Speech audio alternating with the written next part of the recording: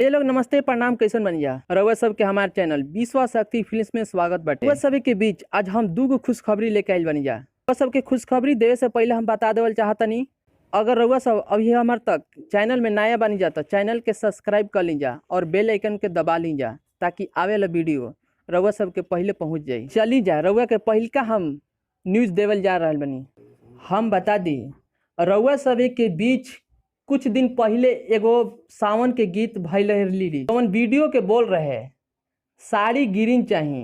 वो वीडियो रउआ सब के प्यार और आशीर्वाद के बदौलत आज वो 1 मिलियन से ऊपर हो चुकल बा।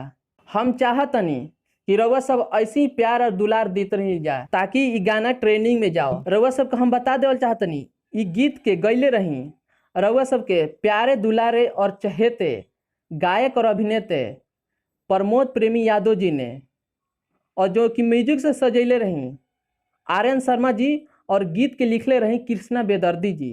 अगर अभी तक रउआ सब अभी गाना के नहीं जा सुन ले तो SR के यूट्यूब चैनल पर जाके गाना के सर्च करी जा और भरपूर आनंद ली जा।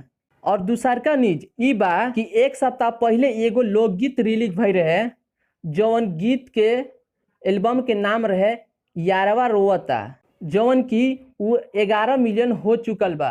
रउआ सबके ऐसे ही प्यार और दुलार बनाई रखी जा ताकि ये गाना भी ट्रेंडिंग में रही।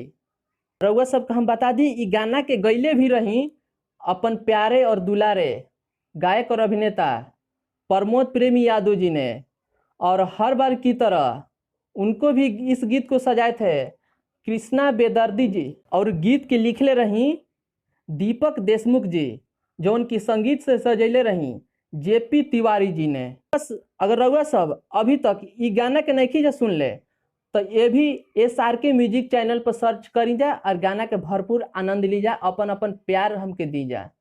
तब तक खातिर हम मिलतनी अगला वीडियो में। हमार वीडियो कैसन लागल, अगर अच्छा लागल तो हमके कमेंट बॉक्स में अपन राय दी जा। तब तक मिलतन जा अगला वीडियो में। हर हर महादेव।